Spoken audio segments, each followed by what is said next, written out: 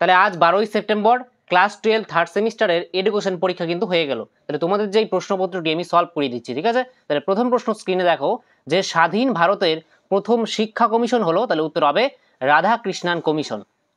Next প্রশ্ন দেখো যে কোন কমিশন বহুমুখী বিদ্যালয় প্রতিষ্ঠার সুপারিশ করেছিল, তাহলে উত্তর হবে মুদালিয়র কমিশন। নেক্সট প্রশ্ন দেখো যে ত্রিভাষা সূত্রের কথা প্রথম কোন কমিশন উল্লেখ করেছিল, উত্তর হবে কোঠারি কমিশন।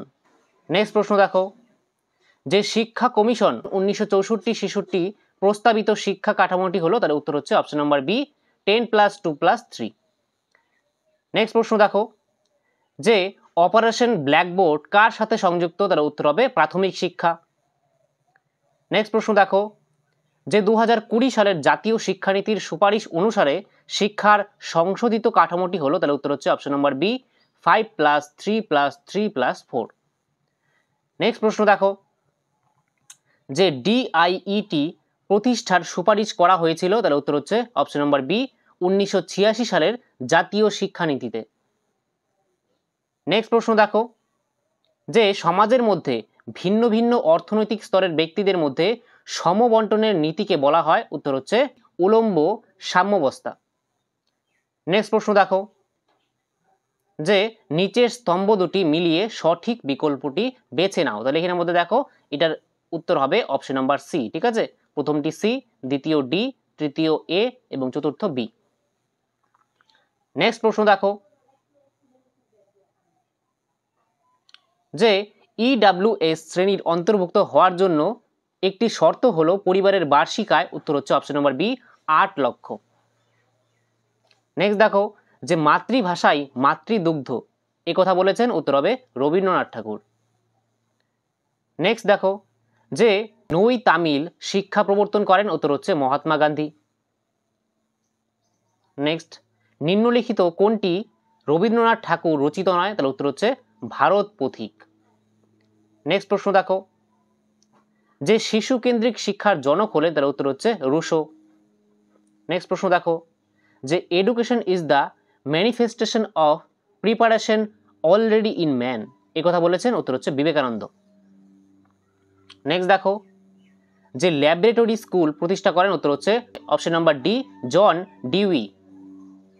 নেক্সট দেখো যে school is a miniature of society এ কথা বলেছেন, তাহলে উত্তর হচ্ছে জন ডিউই। নেক্সট প্রশ্ন দেখো যে নেতিবাচক শিক্ষার কথা বলেছিলেন, তাহলে উত্তর হচ্ছে রুশো।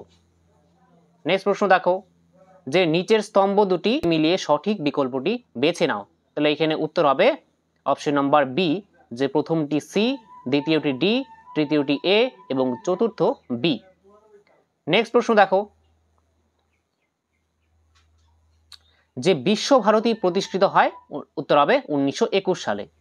নেক্সট যে CWSN এর পূর্ণ রূপ হলো, তাহলে উত্তর হচ্ছে children with special needs. Next দেখো যে লেখার ক্ষেত্রে স্টাইলাসের সাহায্য নেয়, তাহলে উত্তর হচ্ছে দৃষ্টিহীন শিশুরা। নেক্সট সম্পূর্ণ বধির শিশুরা ড্যাশ ডেসিবেলের বেশি শব্দ শুনতে পারে না, উত্তর হচ্ছে 40। নেক্সট যে শিখন অক্ষমতা শব্দটির জনক হলেন, উত্তর হচ্ছে স্যামুয়েল কার্ক। নেক্সট যে ভারতে প্রথম মূক ও বধির শিক্ষার্থীদের জন্য বিদ্যালয় কোথায় চালু হয়, তার উত্তর হচ্ছে বোম্বাইয়ে। নেক্সট যেটা স্তম্ভ এই স্তম্ভটি মিলিয়ে লেখো, তাহলে উত্তর হবে এখানের মধ্যে অপশন নাম্বার বি যে প্রথমটি হবে ডি, দ্বিতীয় এ, তৃতীয় বি, চতুর্থ সি। নেক্সট দেখো যে অক্টেভ ব্যান্ড যন্ত্রের সাহায্যে কি পরিমাপ করা হয়, তাহলে উত্তর হচ্ছে বধিরতা। নেক্সট দেখো যে নিম্নলিখিত কোন বিষয়টি দৃষ্টিহীনদের শিক্ষার ক্ষেত্রে প্রয়োজনীয় নয়, উত্তর হচ্ছে ছোট অক্ষরের বই। নেক্সট দেখো যে নিম্নলিখিত কোন বিষয়টি অন্তর্ভুক্তিমূলক শিক্ষার মূল নীতির মধ্যে পড়ে না, উত্তর হচ্ছে সি নম্বর অপশন শিক্ষার্থীদের দক্ষতার উপর ভিত্তি করে তাদের পৃথক করা উচিত। নেক্সট দেখো যে নিচের কোনটি অটিজমের বৈশিষ্ট্য নয়, তার উত্তর হচ্ছে অপশন নাম্বার সি যে সঞ্চালন দক্ষতার প্রতিবন্ধকতা। নেক্সট দেখো যে ইউইই এর পূর্ণ রূপ কি, তাহলে উত্তর হচ্ছে universalisation of elementary education. Next প্রশ্ন দেখো, যে ডেলর্স কমিশন গঠন করেছিল উত্তর হচ্ছে ইউনেস্কো, ঠিক আছে, United Nation Educational Scientific and Cultural organisation.